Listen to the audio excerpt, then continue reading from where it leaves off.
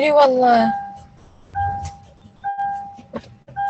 ماما ماما ماما ماما، بشرفك، بشرفك يوم، بشرفك.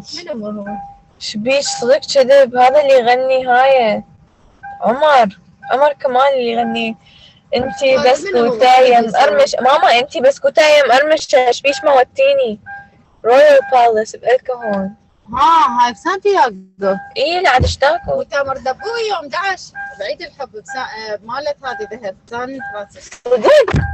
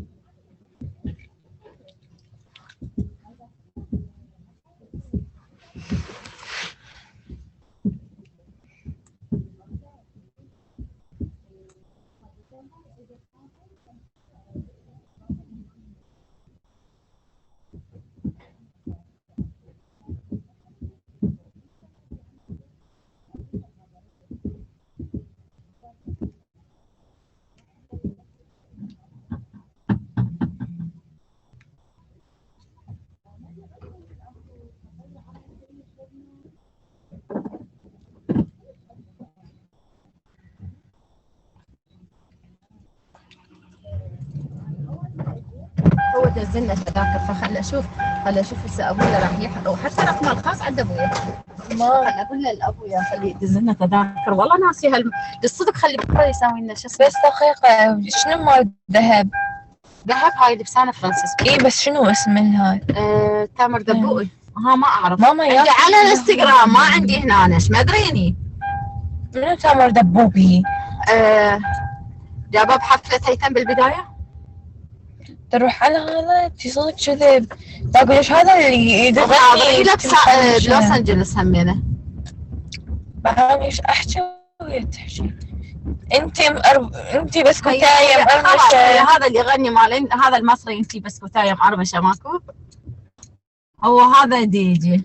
ايه عمره ما اعرف شنو. هو المهم هذا جاي. عمر كمال ايه اسمه. بس عادي هنا انا عادي. وهي تريد تروح له.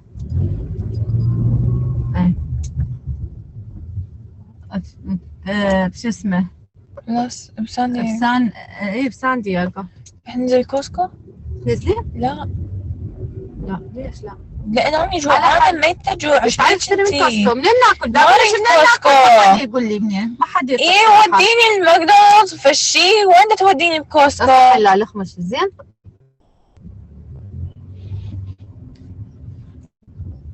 ما تبي نرجع بعد خلص هي ايه.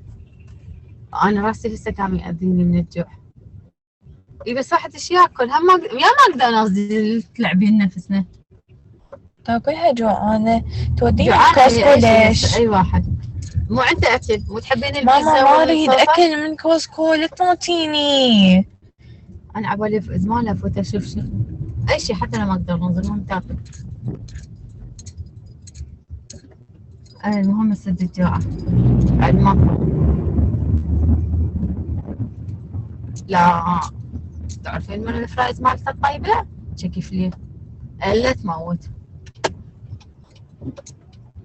حتى اللفة ما تصير تاكل من عندك.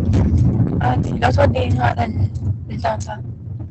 شو ودينا للداون تاون بسبب الزحامة. يرادها بعد يرادها واهس. فتحي. هاي احنا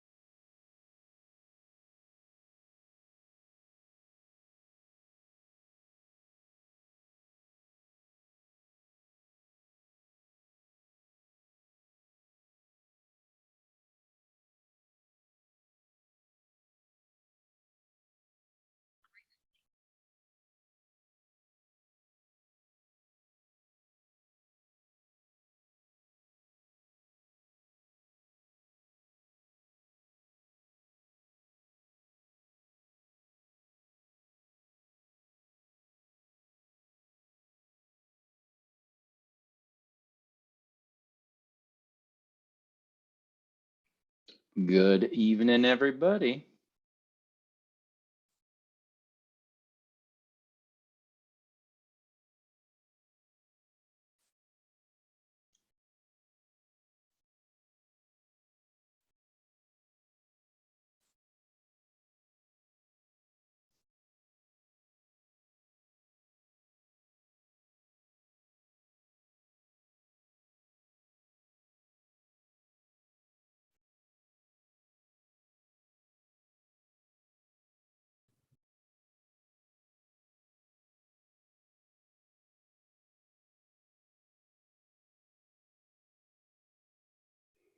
And just saying hi. You guys don't have to unmute yourself or anything, but just saying hi as people come in. So Jawad's here and Hung's here. Dimitri, Lydia, Evan, and Katie, good to see you guys. Hope you're doing well. Good evening. Hey there. Hi, Professor. Hi, Professor. Hi.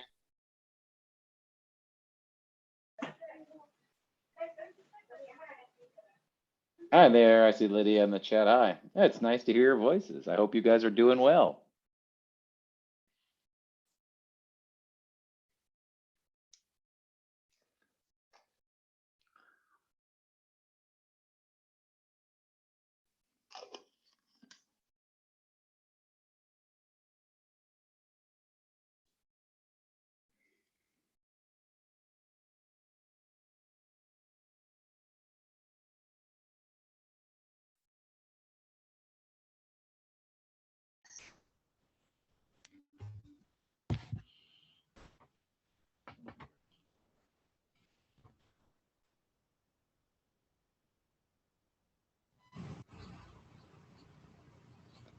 Great. And some more people coming in. Hi, Professor. Hi there. I see Victor's here and Galina's here. Hi, you guys. I'm gonna mute you just because we have two computers in the same room and that means echo time, but but it's good to see both of you, Victor and Galina. Hi, you guys. Johannes is here, Dina's here. Who else? I think I saw one other person come in, but Barbara's here. She's changing her name.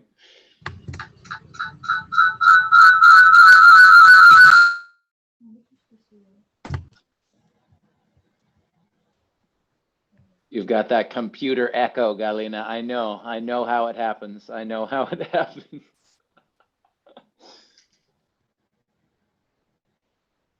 All right. Well, it is 5 o'clock, but we'll wait just a minute or two and then we'll get started. But I won't wait too. Jawed says hi in the chat. Hi, Jawed. I don't want to wait too long because I've got lots of fun grammar stuff to show you all today. While we're waiting again, just a few minutes, any questions at all about the class, kind of the business stuff, any Canvas problems or book problems or any of that stuff at all?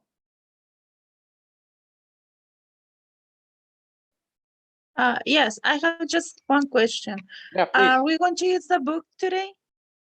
Probably not. And if I do, I'll show you what will start in the book. But even if we do, see on the screen here, I've got the copy of the first tutorial. You know, she says tutorials instead of chapters. So we probably won't look at the book specifically today. I'm going to assign reading for the first chapter, you know, between now and next week. But if you're still waiting for your copy or something, you'll be fine. Okay, thank you. Yeah. And if you do, like if you're still waiting for your tutorial, let me go into Canvas here. You know, at the end of class, I'm going to say, okay, you know, I want you to read the first tutorial. Remember, I think I put in Professor Jeff's course materials here. I have PDFs for the first 1, 2, 3 chapters, just in case for this situation, Barbara, if people are still waiting or shipping or whatever, you know, the mail is slow. So if you need copies of the first 3 chapters, they're here for you too. Okay, thank you. Of course. Now we got more people coming in. Who do I see? Shamsia's here. But hi there. Everyone. Shabnam's here. Hi there. Calvin Noor, Dina. Oh, Dina was here already. Hi, Professor. Oh, Serge is here. All right. Jawed says, I bought the book online. They said I will get that by February 17th. Oh my goodness, February 17th. Jawed, that's like 3 weeks. Well, we'll do our best. Yes, sir. That was really confusing. I think so. If I know that they will send that much late, probably I won't buy it. Because I don't know about the online like purchasing or these kind of things. And they says if you're Prime, you will get that soon. But I'm not Prime member. Maybe So sometimes when you buy books used on Amazon too, they give you like a date that's really far away and then it will come earlier. You know, they kind of give you the worst possible day or something. So we'll pray, you know, we'll pray that it comes a little earlier. Yeah, it made me a little bit, I don't know, what should I say, but because it's too far. And because when I don't have book up to 17. Sorry, you guys, hold on 1 second. I've just got turn my phone off here. I'll say the same thing though that I said to Barbara. Jawed, is again on the home page. If you go to Professor Jeff's course materials, the first three chapters are here. So if you click it, you can either look at it in Canvas, right? But this is the book where it says tutorial 1, parts of speech, tutorial 2. You know, these are here for you. So if you're subjects and verbs. So if you're still waiting, you know, I have a solution for you there. Okay. It's not as I like to have a paper book, but you know, if at least this way you got something. Oh yeah, perfect. Now we've got enough people. I think we should start. I saw Alexander come in and Beatrice is here. Hi there.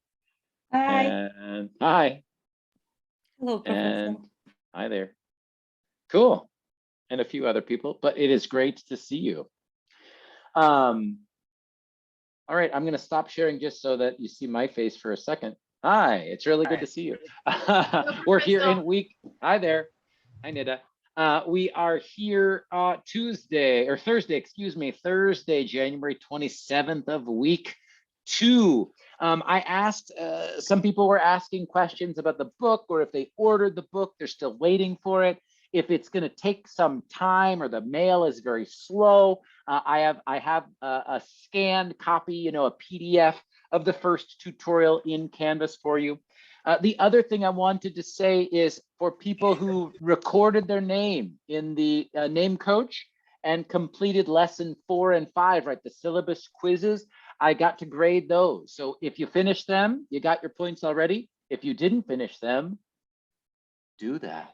I will get to spend more time with your letters now that they're done. So this weekend, hopefully I'll get to read your letters. And again, I'm not grading for points, but at least write you a note to say, you know, it's great to meet you and learn a little bit more about you. And the same thing for the discussion activity. I'll probably talk more about the discussion activity at the end of class tonight, but just a quick update, right? So name coach and the 2 syllabus quizzes, if you did them, they're done and you got your points. And if you didn't do them yet, go ahead. Hopefully, it doesn't take too long, I don't think. Okay, I'm gonna start to share my screen again so we can talk about, well, before I do that, any questions at all before I share my screen and we start with tonight's lesson? No. Love it. Yes, I have a quizzes on syllabus. Yes, yes, Johannes. So again, if you're, it says it's a quiz, right? But I'm calling it a lesson. So again, if you go into assignments, and then if you go to lesson 4 and 5, right? Lesson 4 is syllabus part 1, syllabus part 2. So if you click this link, well, let me go to student view here. It'll say resume quiz, right? It'll ask you questions, and to answer the questions for lesson 4 and lesson 5, Johannes, you've got to review the syllabus, right? All the answers for lesson 4 and lesson 5, again, that's here in Canvas. Let me back up one more. All the answers for lesson, all the answers for lesson 4 and 5 are here in the syllabus, okay? Okay. I was confused with the first question in syllable 4 about the Zoom meetings. I thought that you were asking me how many Zoom meetings I have per week, but no. For you, total, I see. Yeah, and I answered wrong because I misunderstood the question. Well, I if you're was not stressed, thinking about the class only. that's okay. If you're worried about 1 point, Beatrice, just text me. We can work it out, okay? Well, I just really misunderstood the question. It's all good. It's all good. Thank you, Johannes, because again, I think most people did it, but I think we still have 10 people or so who need to do the quizzes. So again, it's not late. There's no due date, but the sooner the better, right? The sooner the better. Try not to get too far behind if you can, okay? Also for the number 5, I was having a hard time finding the assignments or the I couldn't remember where you have those. You got it. What's the vocab word? What are they called? It starts with an A. The appendix. Exacto. That's So it. Yeah, I the appendix. finally found it, but I need to do the quiz. Good. Perfect. Yeah. Again, I'll say one more because I don't want to spend too much time on this, because if you're confused about some of the syllabus stuff, watch the video from last week. I talked about it a lot last week. But if you're still, you just want to make sure where to find the syllabus, right? The syllabus is right here. I'm going to click it. And the appendix, like Beatrice was saying, remember that starts on page 3. So here's Appendix A on page 3. Here's Appendix B on page 3. And Appendix C starts on page 4.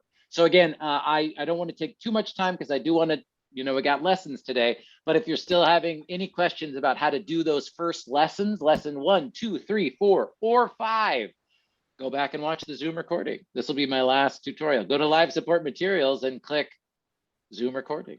Okay. All right.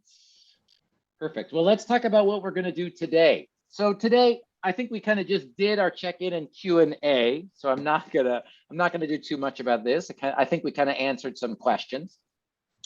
But today is all about parts of speech. Now, maybe you're thinking, I already know parts of speech. This is so easy. Well, hopefully, we will talk about parts of speech in a different way that will really help you understand sentence structure. Right? And when you read Language Power Tutorial 1 this week, right, when you read the first part of the book, you will see that Professor Ferris, the author of the book, the way she thinks about grammar correctly is you have to see the words in context. In context means in a sentence, right? It's almost impossible to think about the meaning of a word or the grammar of a word or the part of speech for a single word if you don't see it in context, in a sentence, right? We use language to make meaning, right? We don't speak to have perfect grammar. Grammar is just sort of a part of natural human speech, right? Humans speak and write to be understood, right? So it's really important to think about parts of speech in context. For example, I've got 3 words on the screen here: Sacramento, and nice. What part of the speech is Sacramento? Noun. Noun. I hear noun. Okay. And why do we think noun? What's our clue there? Because it's the name of the city. It's not Proper noun. Good. Ooh, and I heard noun. Good. I heard noun. And I also heard proper noun. I like that. And we're saying it's the name of a city. It's a place. Good. Okay. Makes sense. All right. How about what part of speech is Article? Article. Yeah. Good. And how do we know? How many articles are there in English? 3. Is, are, the. Good. So And. And. Yep. Or they. Oh. Are. This. They. Yep. There There's one more article that we don't always talk about, but there are only 4 articles in English, and some is the other one, right? So how do we know that is an article? Well, there's only 4 articles in English, and is one of them, right? I'll talk more about articles later, but for now, this is the idea. And how about nice, right? Nice. What part of speech is nice? Adjective. An Adjective. adjective. Good. How do we know? Because it defines more about noun. Okay. Describing Yeah. the place. Good. I heard it's it modifies a noun, and I heard it's describing something. I think in this, if we just look at the word by itself, I think it's better to think about the description, right? Because we don't have a noun in this example. I'm just showing you the word by itself, right? So we use this word to describe things, right? And that's basically what we do with adjectives. Okay, easy, simple enough, right? But I want to show you, and I'm going to make this so that the color is a little more clear here for when you when I put in Canvas. So I want to show you something though here, and I got to go find it in my slides. Okay, so how about this example though? And this is why context matters, right? Let's look at these two sentences and just the word Sacramento in these two sentences, right? I'm going to make it bigger so we can see.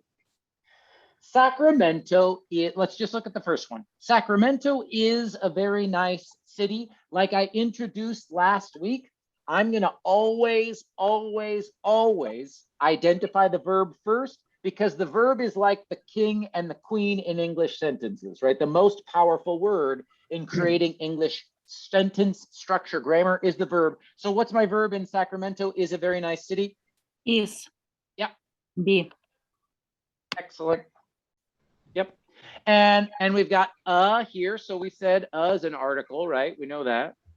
And here I've got nice city. So we said nice is an adjective. So that means city has to be what? Noun. Good.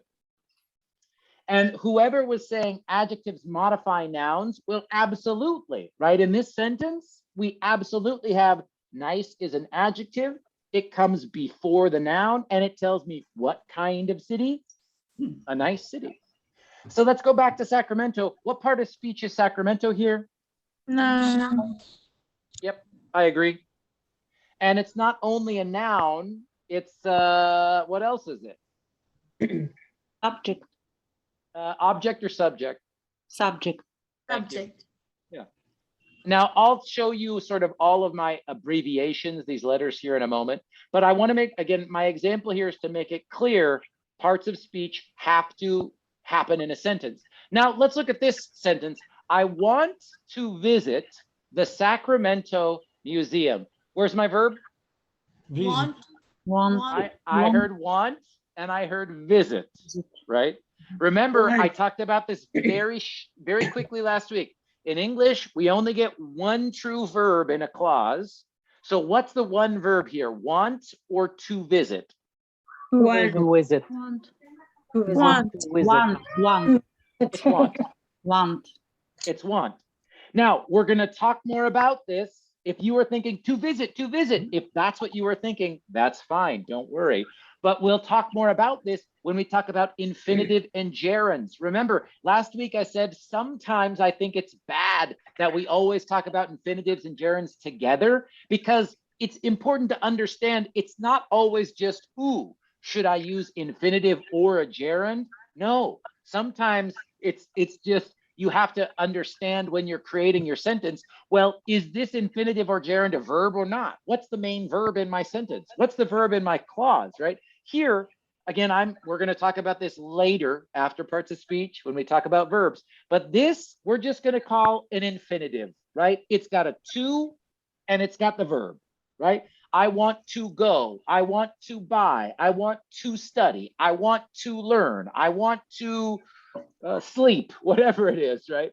All of those verb forms, these are infinitives. And again, don't worry about this. We're going to talk much more about this later. So want is my verb. After the main verb in the sentence, I've got an infinitive. So it must be the subject. What part of speech is I? Subject. Noun. Yep. Pronoun. It is, exactly. It's a subject pronoun. Again, I'm never going to do a scary test. Is it a noun or a pronoun? And if you call it a noun, then you're wrong. Doesn't matter, right? All pronouns are nouns. It's that simple, right? All pronouns are nouns. Now, notice, I want to visit the Sacramento Museum. This is one of our 3 articles. What part of speech is Sacramento in the second sentence? Noun. I hear a vote for noun. Adjective. Object. Maybe adjective. I hear someone saying maybe adjective. Any other guesses? Noun. How about show me either your real hand or little yellow thumbs. Little yellow thumbs. I think that the word Sacramento is a noun in Noun. this sentence. Noun. Thumbs up. Noun. Well, I have bad news, my friends. Oh. In this case, and now this is why we're going to start to talk about parts of speech in a different way. Here, Sacramento is an adjective. And why? How do we know? Well, it does everything that adjectives do in English, right? It comes before a noun. It modifies the noun. It answers a WH question about that noun. What type of museum? The Sacramento Museum. Or what if I said this? If I add another word here, the Sacramento History Museum. What part of speech is history? Adjective. Yes, it is. And there's a very famous example about this when you study sort of linguistics, you know, at university level. Let me copy and paste this. And there's a very famous example that sort of teachers use to show this example. It's the word wood. Wood is a thing, right? We know you can make you build things. Wood is it comes from a tree. I can touch it, right? Like I can touch wood. It's definitely a thing, but I can say, what? I need to buy wood or something, right? I have a lot of wood. But, sorry, let me make this bigger for us. But as soon as I do this,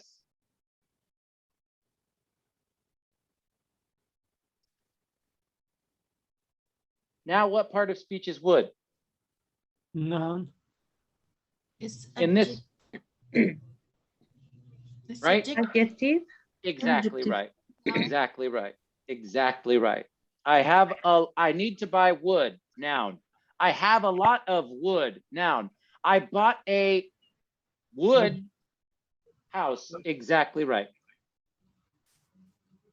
So this is this is a short little very fast lesson, but I show you this to say context. Remember, I have it up here in all, you know, I'm like yelling letters, right? Context matters, right? You can't just go, oh, well, Sacramento's a place, so it's always a noun in my sentences, right? Maybe, maybe not, right? Context is really important.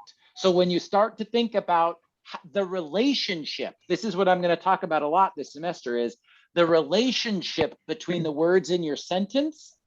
It's really going to help you create better sentences, right? And to recognize your own mistakes. When you understand how we actually put sentences together in English, instead of just which verb tense do I use? I know that's important. We will talk about verbs, I know. But what we're going to focus on at the beginning more is how do we actually put sentences in English together, right? And really it starts with parts of speech, phrases, and clauses. And that's what we do at the beginning of class. So if you're thinking, oh, I already know parts of speech, then great, let's go fast. But hopefully it's still a useful and interesting review, okay? So Sacramento, in this one, like you guys said, Sacramento is a very nice city. You got a noun. I want to visit the Sacramento History Museum. You got an adjective, right? So this first review is just to make sure that you guys understand what I'm talking about, or if I give you a comment in an assignment later, context, context, context, right? It means think about the word within your sentence. Any questions about this before I move on? No. No, no. You'll get, not yet, you'll get to practice this a lot, okay? I go fast in the Zoom because I give you lots of practice with it in Canvas. Come back next week, we can look at examples, you know what I mean? So we'll make it work. But at the beginning, I sort of throw a lot of information out there. And then usually after about 2 or 3 weeks, students in this class are like, okay, Jeff's not crazy. I kind of understand what we're doing, and we can go a little faster, you know. But if we need to go slow at the beginning, you guys, I don't care. Jawed, I see your little yellow hand. What's up? Yes, sir. My question is, I need to buy wood. Is that a complete sentence? It is. So And actually, once go I ahead. hear when we have a complete sentence, it should have like a subject plus verb plus complement. And so when the wood is noun, where is our complement? Where is the adjective? We don't have an adjective in this sentence. I'll show this just to make it fast. I'll answer. So need is my verb, right? That's the action. I am the subject. And again, today we're going to talk about subject, verb, object, and all that good stuff. So we're going to talk about subjects. But you kept saying complement. I wouldn't call this a complement. I would call this it's both a noun, but it is the object noun, right? It's the thing. It's the thing that I need to buy, right? And actually, yeah, anyway, I won't scare you today. So I would say that the wood is a noun. Remember, all subjects in English have to be nouns. All objects in English have to be nouns. So it can be an object and a noun at the same time. Do you know what I'm saying? Yeah, completely clear. Yeah, I got it. And then there's no adjective in that sentence. But I can show you, remember when I said that some is an article? In this sentence, now we get some as an article that comes before the noun would, right? We use some a lot for non-count nouns. You know, that's why we kind of have this fourth article that I talked about, right? An, a, an, or un. We're in California, you know, people say and un, the, and some, you know. Great. Any other questions? Thank you, Tawai. Great question. Okay, so then if there aren't any questions, I'm going to present this to you guys real quickly. So because for the rest of this semester, both in our lecture materials and when I give you feedback or corrections on your grammar assignments, I'm going to use abbreviations for the parts of speech, right? So I want to show them to everybody and then maybe think of some out of context examples, right? So you saw N is what I'm going to use for noun, right? So anybody out of context, I know I'm breaking my own rule here, but what are just examples of words that are usually nouns? I'll give one since we said Sacramento. Anybody type or say it out loud? Other examples of nouns? Their name, like Jeff, Nathan. Good, perfect. Love it. Great, a name, I love it. What else? So things like wood, eggs, pencil, pen. Nice. I love it.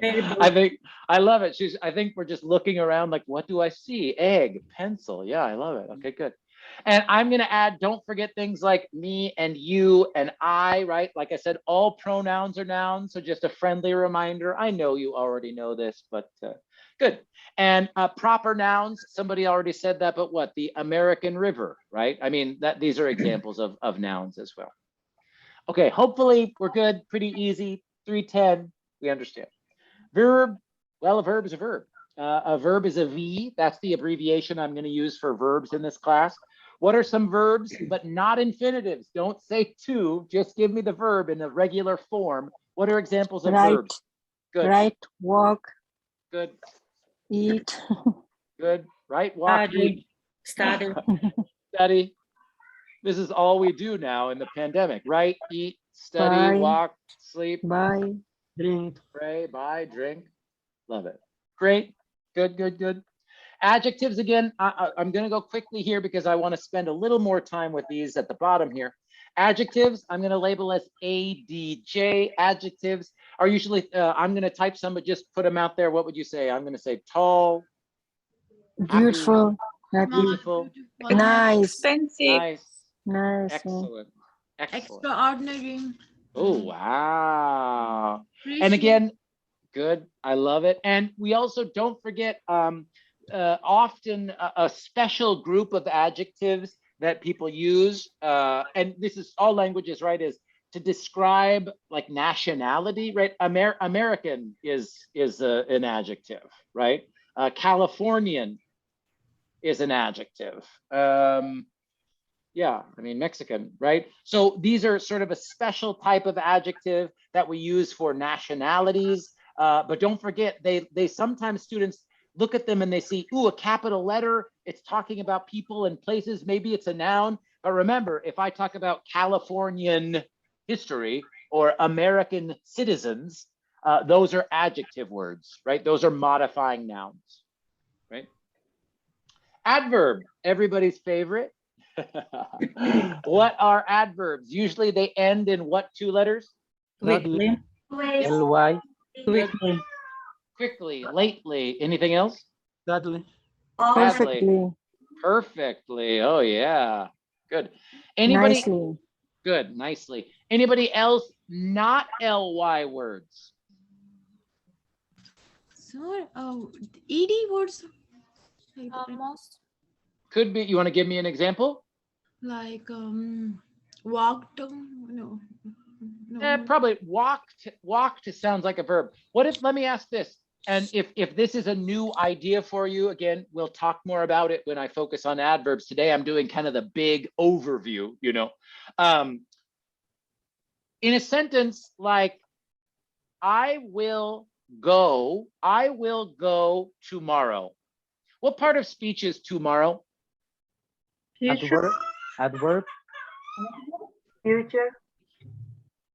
Nope. I will is an let's put this just as an example. Let's put this on the screen. I think it's worth it since we're going to start to talk about some of the more grammar words instead of the more fun and interesting nouns and stuff. Okay, so something like I will go tomorrow.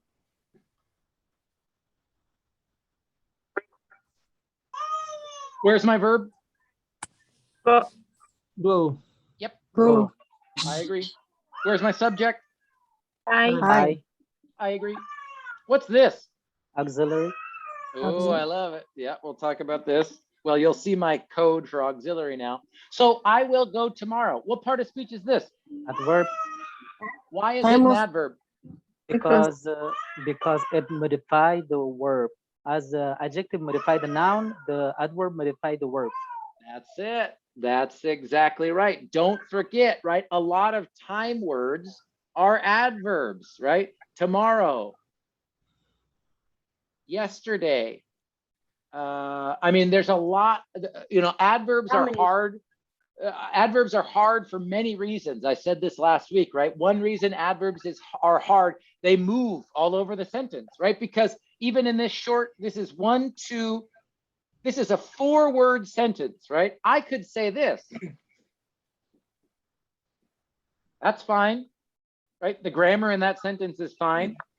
But this is another sort of test, a way for you to and again, we'll talk more about this. You'll read more about this in the book. But adverbs move around. Adverbs can move around a sentence. So if you can move a word like tomorrow somewhere else in the sentence, that's kind of a big clue. Okay, well, it doesn't end in ly, but it modifies the action. It tells me about when the action happened, and I can move it to a different place in the sentence. You know, you got an adverb. You got an adverb. So don't forget time words. That's what I'm gonna add to the notes here too.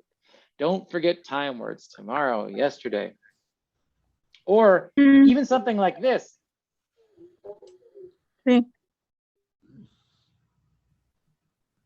Then I went to the store. Went is my verb. I is the subject. And again, then is modifying went, right? Then is modifying the action of the sentence. So again, context, but remember, sometimes, well, I'll say this, adverbs are more than just ly words, and we're gonna focus on them more in the next 2 weeks, but just a reminder, right? More than ly words. Any questions about that, what I just presented? Does that make sense? What about sir? What about next month and next year? It's gonna be also adverb, or No. And we'll talk about that when we talk about phrases, but I want to just think about one word right now because like one word adverbs, because as soon as I say next year, what part of speech is year? Time expression. Noun. Excuse me. Yes, in this case, it's a noun. So this gets more interesting. Is next modifying, is next an adjective describing the year? It, you know, again, we could do a deeper analysis of this later. It gets more complicated when it's a phrase instead of just one word. But for now, don't worry about it tonight. Excellent question, but let's talk about it after, you know, after week 2. So pronoun. I'll either say pro or pronoun. And like I said, pronouns are a type of noun, a special type of noun. But, you know, we've got I and me. You know, most people probably know these by now. You, he, she, it, we, they, right? Them is another good one too. Am I missing any? I don't think so. I, me, you, he, she, it, we, them, they. Sir, I think these, thank you. These and those, thank you. Yeah, exactly. Good. They're all in the book. Sometimes I just go to the book and make sure I didn't forget anything. But but pronouns are pronouns. And what do pronouns do? to modify. It's a noun. I don't think pronouns modify anything. What do pronouns do? Sir, we use instead of a noun. It's like noun called. Instead of a noun, like if we say Sakamanto is like I'm a good girl, so we Neda is a good girl, so we don't use every sentence Neda. So yes. we example like she is a good girl, so like that. Exactly. Good. We got it. Neda gave us a great example there. The way that you see this in textbooks, you can think about it however you need, right? But pronouns take the place of or stand in for. Yeah, I've given you some phrasal verbs there, you guys, but they take the place of, they stand in for another specific noun. So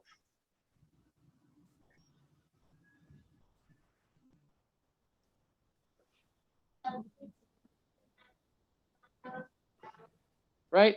So instead of saying Neda is a very good student, Neda works very hard, Neda is very ambitious, we say she, and we understand in this sentence, she is standing in for Neda, right? And again, I know you guys already know this, but just to make sure, I do want you to focus and think about, I'm gonna put this at the top. What do pronouns do, right? That's the way I want us to start to think about it, right? What are these parts of speech doing in sentences? Because once you know what they do, you'll be able to recognize them in your own writing and other people's writing. So again, you'll see this in the textbook, but what do pronouns do? They take the place of, they stand in for another specific noun, right? And this idea of specific is important, right? Because we're talking about Neda. We're not just talking about any woman, right? We're talking about Neda in this example. Great. Auxiliaries. I already heard some people talking about auxiliaries. This is a fun one. What are examples of auxiliaries? It's can, could, shall, should, may, might, would. Who? Good. I was going to say, we got, I think, I forget who, I didn't see who was talking about. This includes all modals, right? All modals are shall, should, could, would,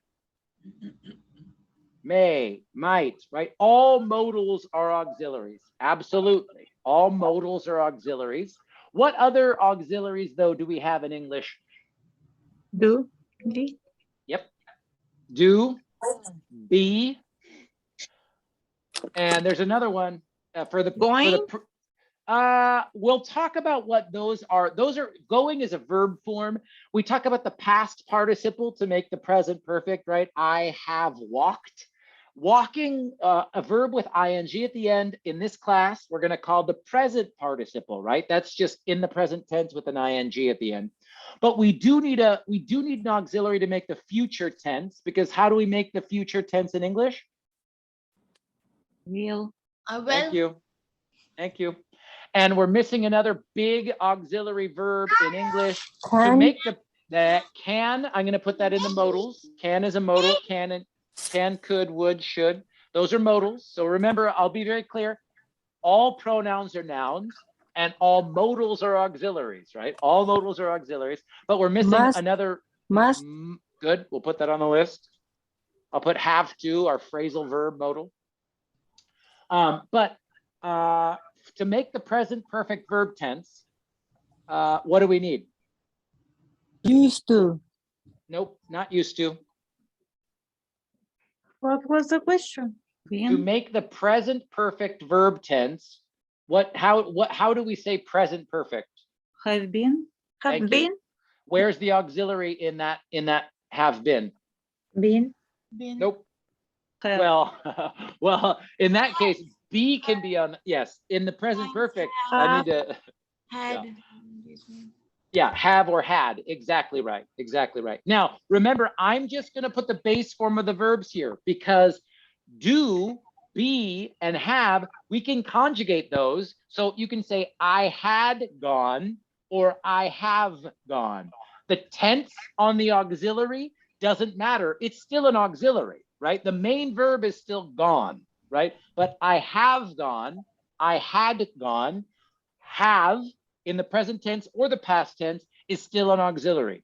And again, this is the overview. I'm going quickly, but remember, we'll talk about when it's important to think about verb tense on the auxiliary. This is another reason that I don't like a lot of ESL textbooks, right? When you're learning the past perfect, they don't talk about, well, it's important to understand where does the past in the past perfect come from. You need to put it on the auxiliary, right? And not every language around the world does this. Showing you the tense on the auxiliary verb, it's kind of unique. It's a really unique part of English, right?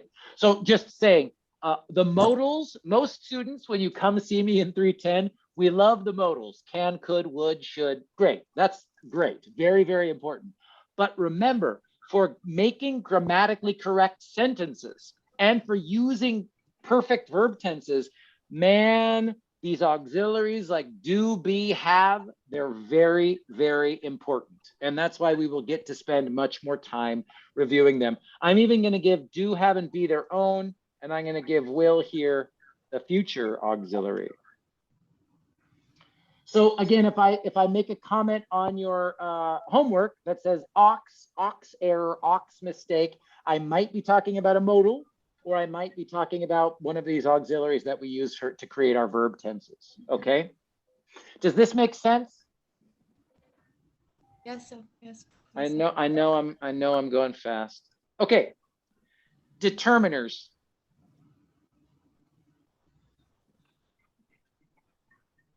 Determiners are a special type of part of speech in English. Again, for my wonderful Russian and Ukrainian and Eastern sort of European language users, I'm sorry for determiners because, you know, coming from languages with no articles, it can be tricky. But all the articles in English are determiners, right? Un, the, and some.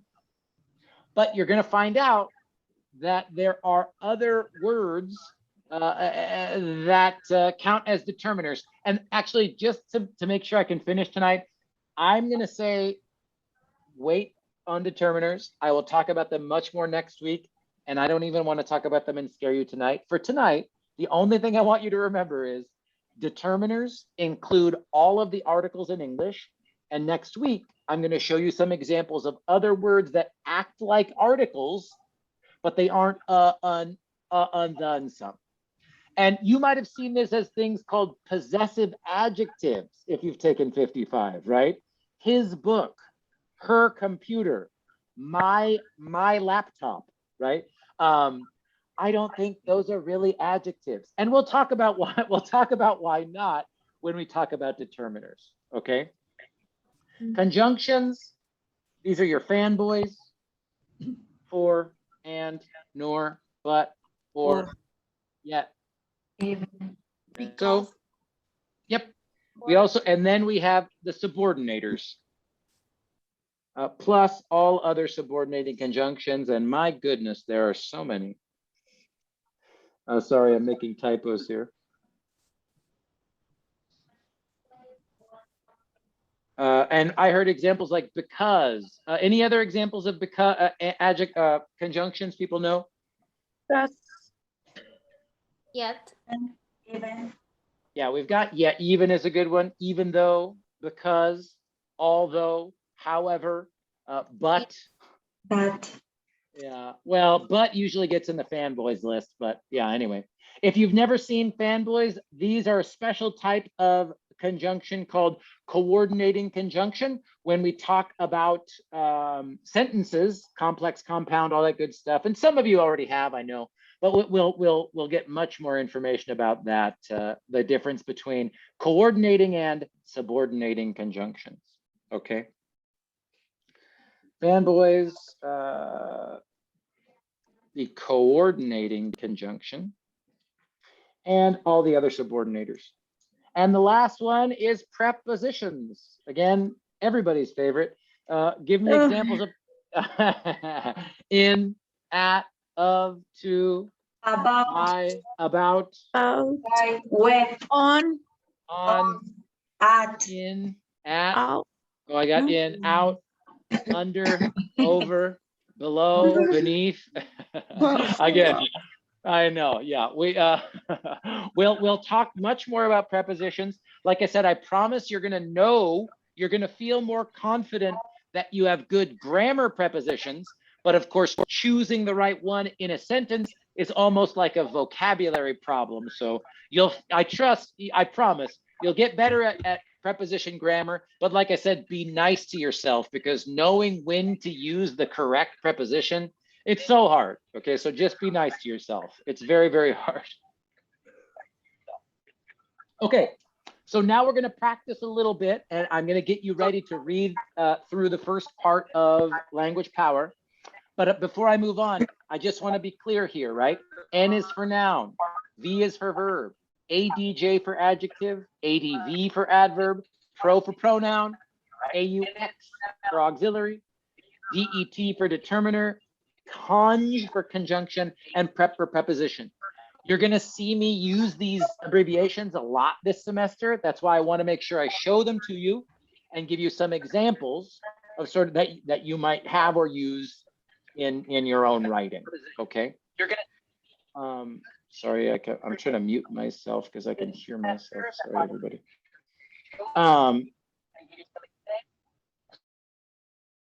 Sorry, everybody. Okay. Any questions about this?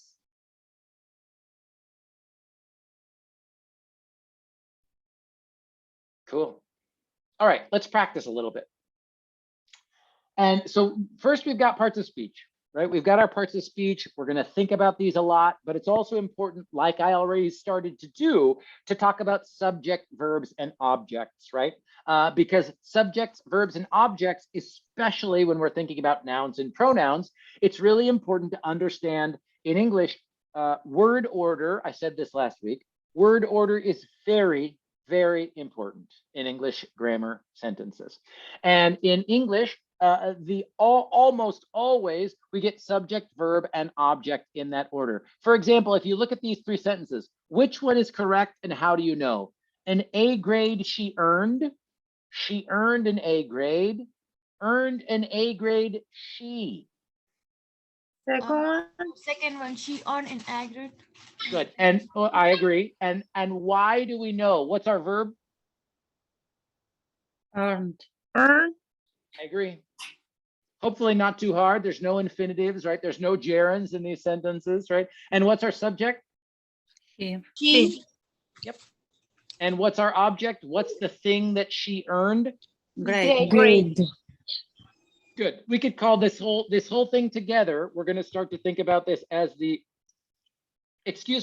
object phrase, right? These three words do kind of go together, right? An A grade. But again, I think you're right. If we have to choose just one word, we'll choose grade. So subject she earned an A, earned is the verb, and A grade is the object. So if you write a sentence like this, an A grade she earned, this cannot be, even though you don't have any spelling mistakes, right? The verb tense is fine. You've got the right pronoun. Maybe in another class, the teacher is still going to say the grammar in this sentence is wrong, right? And the grammar in this sentence is wrong because you did object, verb, subject, right? And we can't do that in English. Life would be much easier if we could, but we cannot. Here we have subject, verb, object, so it is correct. What did I do down here? Earned an A grade she. What order do we have here?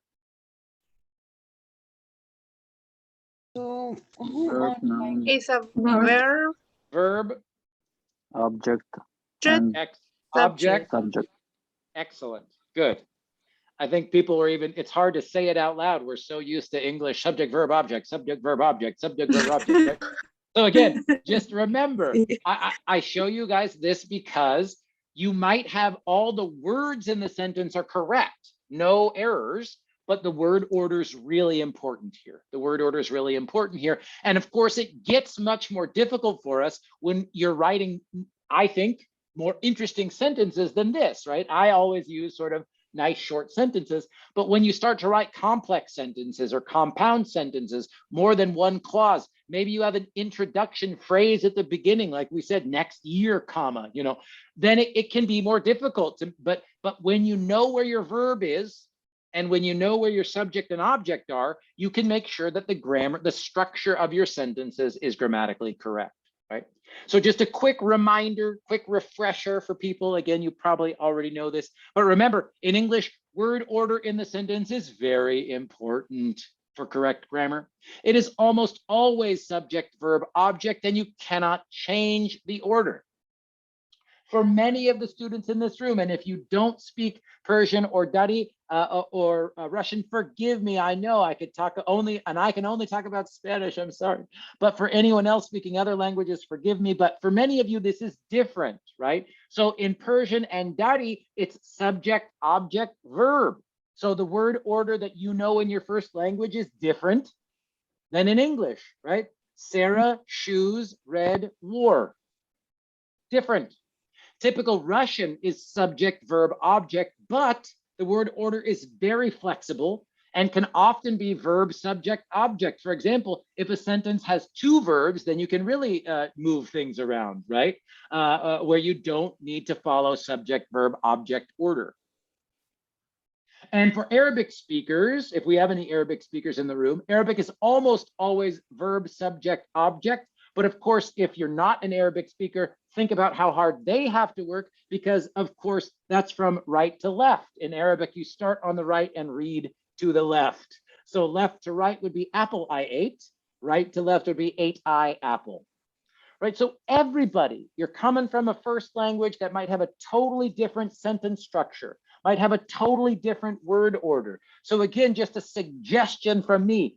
Be nice to yourself. It's okay. Right? You're kind of you have two brains, right? Your brain wants to express your idea in two different ways and in two different sentence structures. Again, I'm thinking of Barbara and Beatriz. Spanish is pretty similar to English. You're very lucky. Just be grateful you're not coming from Arabic, you know. It's very different. It's very, very different. So again, just more examples to understand word order is really important in other languages, but it's not always as strict as it is in English.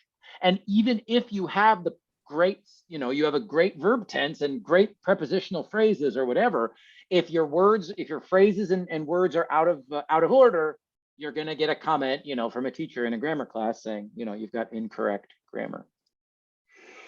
So let's look at some more examples as we think about both parts of speech and subject, verb, and object. I know that I'm going to need 2 slides for this one, so I'm just going to duplicate this right now. I'll make it just a little smaller. Okay. Let's, again, this is basic sentence analysis that we're going to start to go deeper on. But for the beginning, I've got it already here. Sacramento is a nice city. We did this one together. We said the verb is.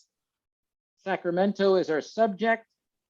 So we know that Sacramento, it's a subject. So what part of speech must it be? Noun. Thank you. We can call this a subject noun. Is the verb. What part of speech is a? Article. Article. It's an article, but in this class, we're going to call articles what? Determiner. Excellent. Determiner. Thank you. We're going to call all articles determiners, and I promise you'll see why. Let's skip very, because that gets a little scary. What part of speech is nice? We already said it's an adjective, and city is a noun. Now, here's my question for this sentence. Sacramento is a very nice city. Do we have an object?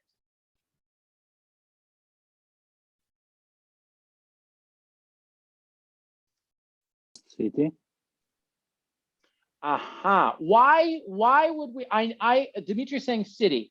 Now, city is a noun, so it could be, remember, like I said, all subjects must be nouns in English sentences. All objects must be nouns in English sentences, right? So, okay, city is a noun, right? So that's good evidence that it might be an object. But we need to ask ourselves here, what does an object do in a sentence? Does anybody remember how we talked about this in maybe in G50 or another grammar class back home? What do objects do? To describe about what? Receive the action. There it is. Whoever, I heard someone say it. That is usually the textbook answer, right? The object receives the action. So if I say, I bought a house, well, what was bought? The house, right? There's some clear action, buying something happens in real life. And we know, okay, it's a noun, it comes after the verb, it receives the action. I've got a clear example here, and I'll put it on so people can see. I bought a house, cut and dry, right? Subject noun. Bought is a verb. Is a determiner. House is a noun. Absolutely it is.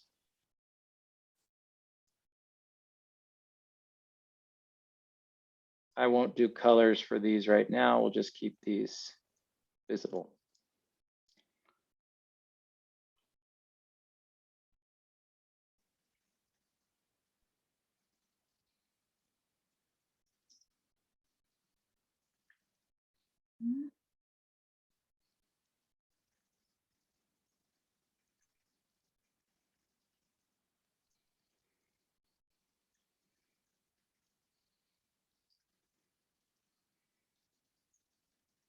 Yes.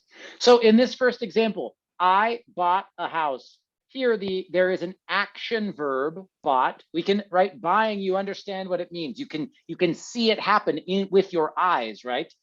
Go to the bank, sign the paper, give the money, whatever, right? There's some action happening.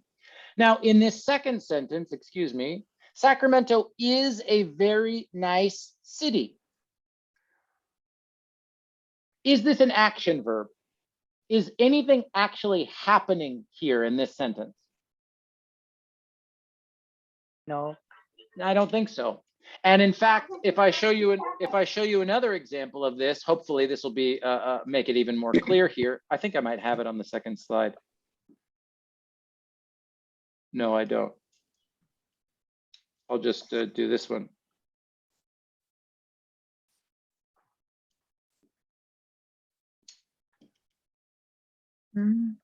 How about this? I am happy. Very simple sentence. What's my subject? I. I agree. And what's my verb? What part of speech is happy? Adjective. Excellent. And now I want to ask something, right? One rule that we usually teach you guys when you're learning parts of speech, though, is wait, adjectives come before the noun that they modify, right? What's going on here? Here, the adjective comes after the verb. It comes after the subject and it comes after the verb. So what's going on here? And here's the answer for this. And maybe you've seen this before too. This is a sentence with a stative verb. In this class, we will call stative verbs linking verbs. right? And linking verbs are different than action verbs. And if you remember from your stative verbs, these are things like think, feel, seem, is, can be an action, you know, be is a very powerful verb. So we could talk about be for the whole semester, you know, but in a sentence like, I feel sick, right? It's the same exact thing. Sick is an adjective. Now, again, for people who have maybe studied this before, or you're getting ready for 320 next semester, we could talk a lot more. I'll put it in the chat.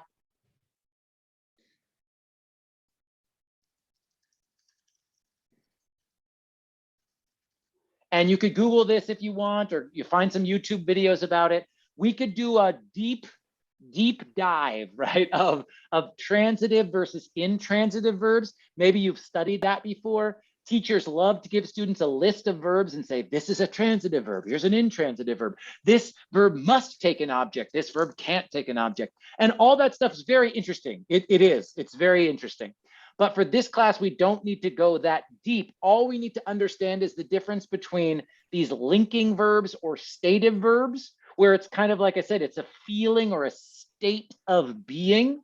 And hopefully we can see the difference between buy, jump, swim, talk. I mean, we can see that with our eyes, right? When I say action, I literally mean like you could do the action. But if I say, okay, now I need you to like seem, go seem right now, it's kind of like, it's not really an action verb. There's nothing for you to do. You know what I mean? There's nothing for you to do.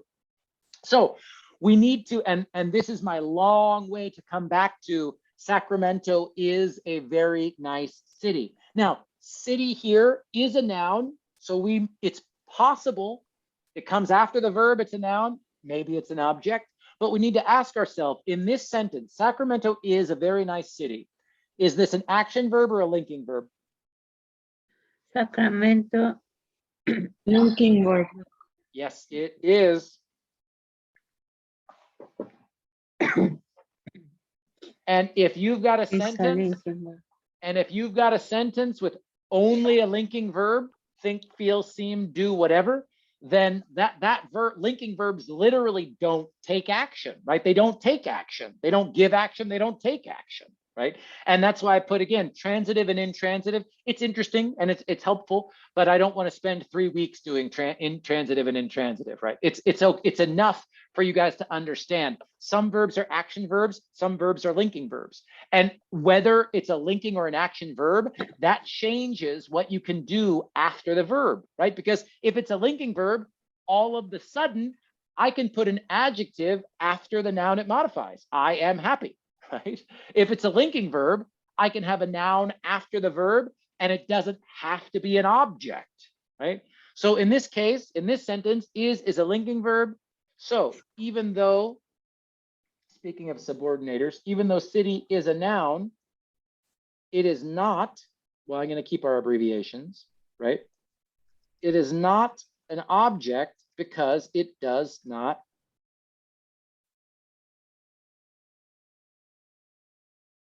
we could say this so many ways. It is not acted on by the verb, received by the verb. However, we talk about objects. And again, like I said, even people who do that, you know, PhDs, linguists will fight about how to talk about transitive and intransitive verbs. It's interesting, but it really doesn't matter, right? Because we don't need to do a PhD. We just need to feel confident when we write our sentences. So does this make sense? Why city is not an object in this sentence? Even so, city is a noun. It is not a noun. Like, I think because it is not receiving the action. Yes, good. That's right. Does it? And again, if it doesn't make sense, you're going to get more practice with this. But can I answer any questions about this example right now? Let's look at another one. Maybe we'll look at 2 more together to practice this idea.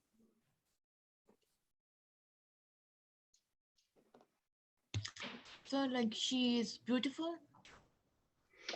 Good. Let's do that one. Let's look at an example. She is beautiful.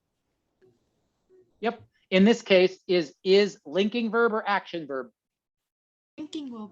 Yes, it Linking. is linking verb. I've got a subject. I've got an adjective. I don't have an object. I don't even have a noun after the verb, right? Yes, she is beautiful. This is, oops, linking verb. Absolutely. I'll show you another one here.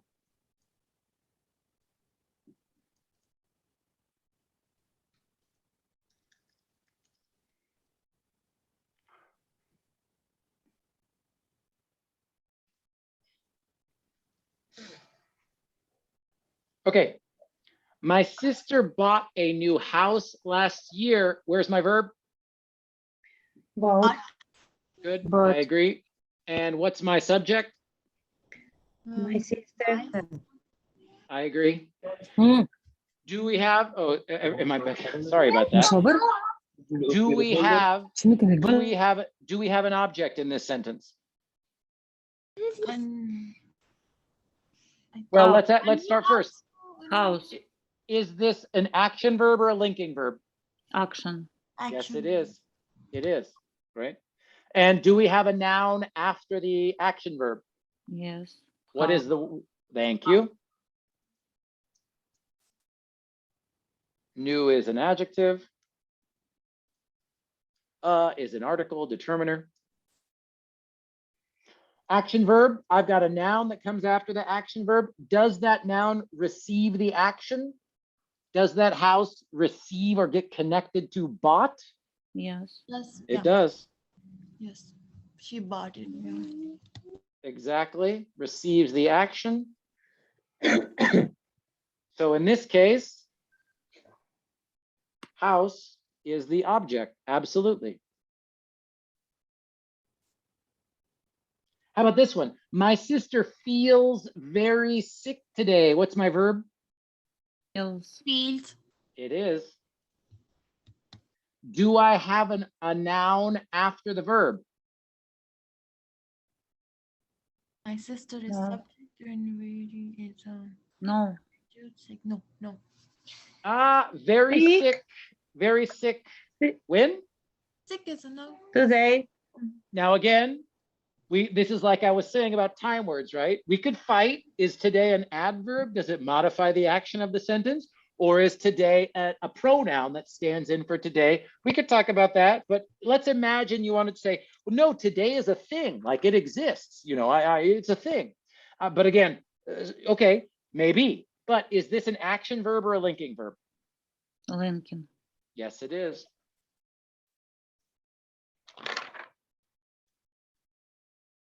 And I think today, you know, and when you say it's a linking verb, that makes the case that today An is adverb. actually an adverb that modifies feels, right?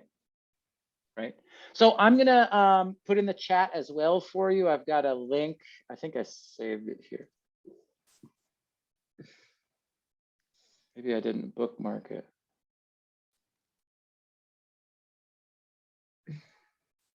I'll just put some chat comments in or links in the chat for you guys. I think I have one that I really like that's saved, but just more information about action and linking verbs, examples of linking verbs. There are a lot, right? They give us just as an example here, what, right? Sorry for all the commercials here on the website, but William is excited. She seems upset. The eggs smell rotten. Your wedding plans sound nice to me, right? So I'll put it again, I'll put this link in the chat, just more examples of linking verbs. I promise once you see more of these and start to think about it this way, you'll notice them much more, you know, you'll see the difference pretty clearly. You'll see the difference pretty clearly. Let me see what I have time for. I think I'm going to do content and function words next week. And we'll do auxiliaries next week. Yeah, because we've got just about 10 minutes. Okay, but I do want to finish up with this subject, verb, object. Let me do one more example and then I'll show you what's new. I'll tell you what I suggest you do and tell you what's new in Canvas.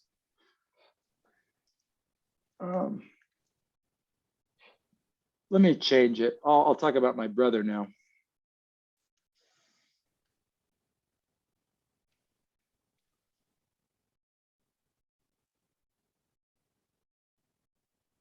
No, I'm gonna keep it easy. Why scare you guys? Why scare you guys?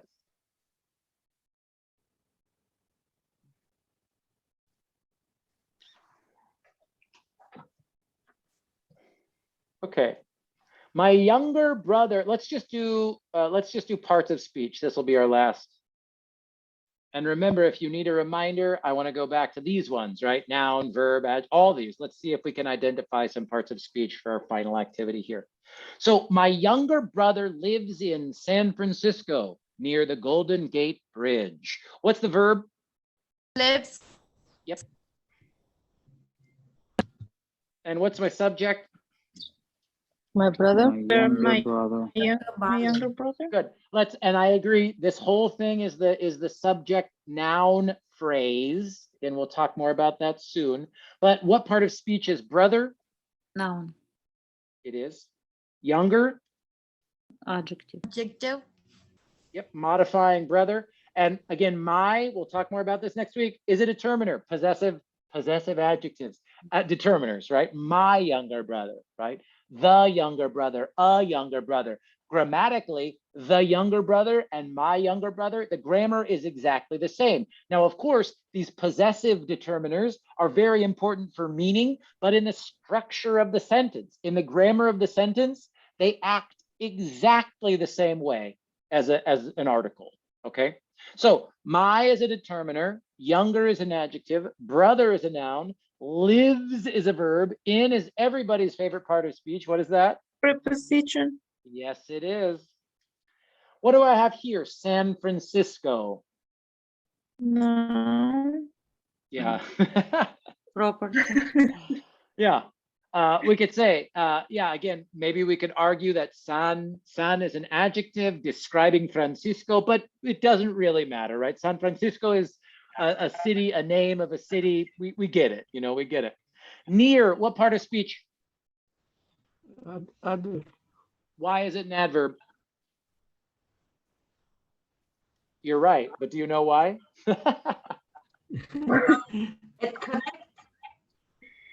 What does this, it modifies the verb, right? It modifies the verb lives. It gives me information about a WH question. Which WH question? Where? Thank you very much. Thank you very much. Yeah, near is answering a WH question. It tells me where he lives. So not only does it modify the verb, but it's kind of one of those big obvious ones, right? If it's an adverb that does not end in ly, it probably answers when, where, or how, usually, right? Usually. Now, what part of speech? It's an article, and all articles are what? Oh.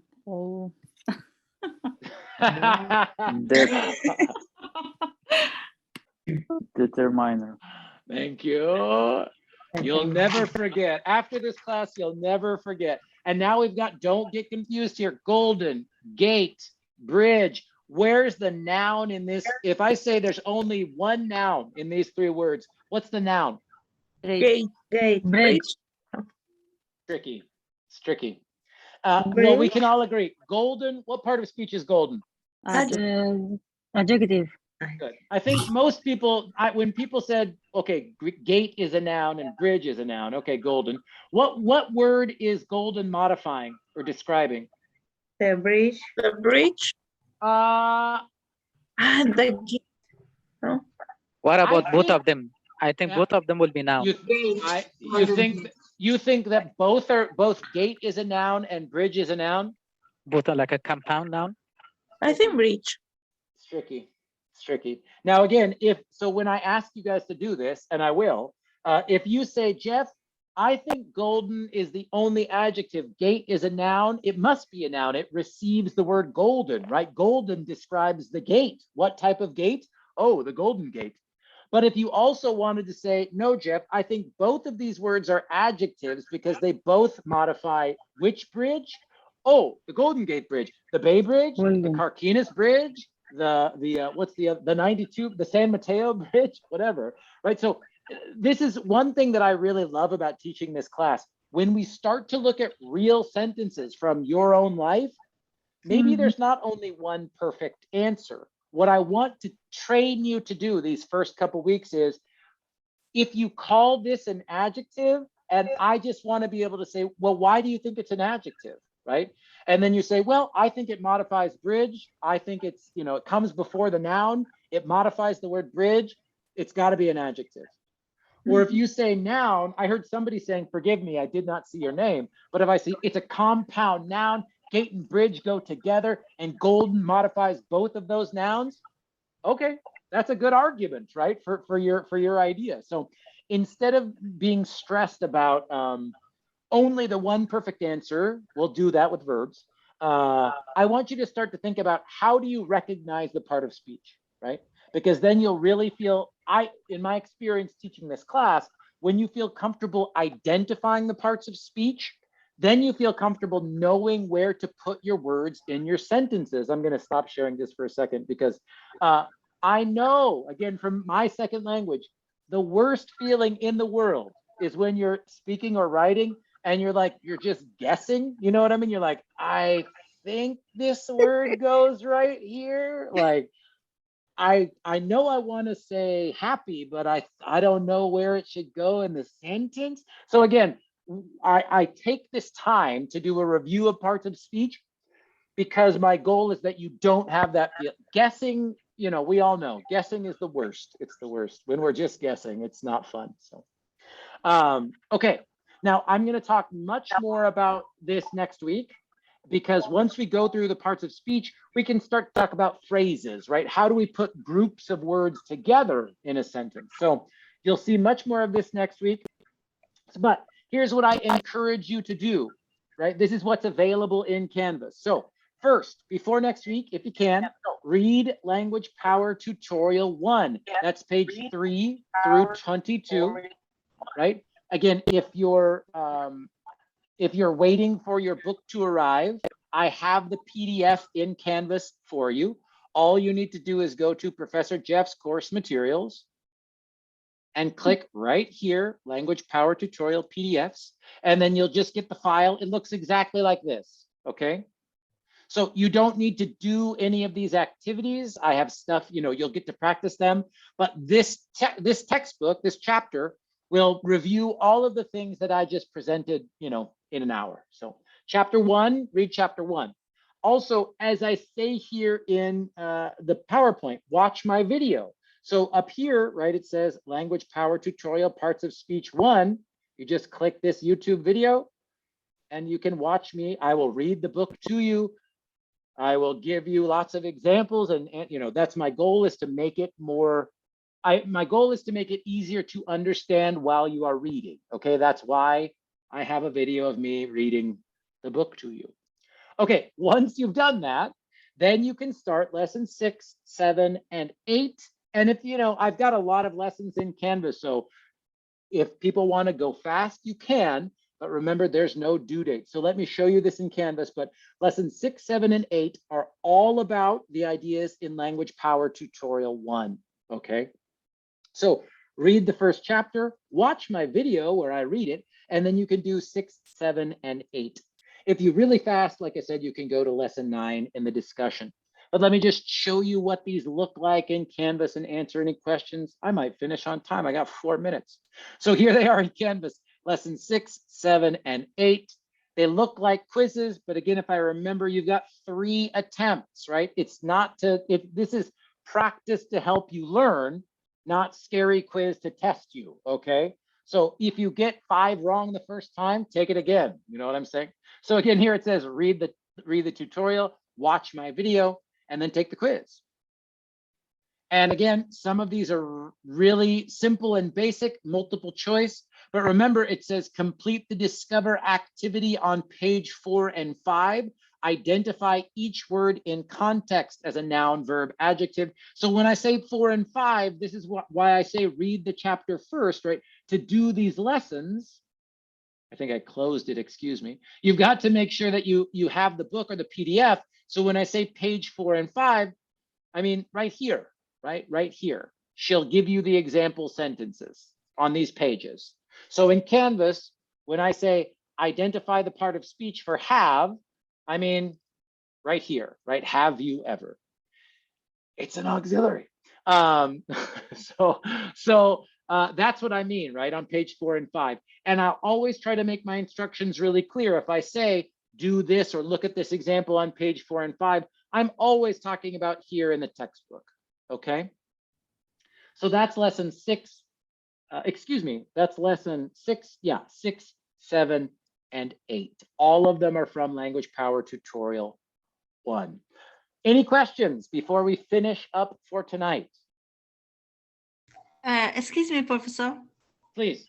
Yeah, for until end of week 2, we will be done with lesson 1, 2, 3 until through 8 lesson 7 or 8.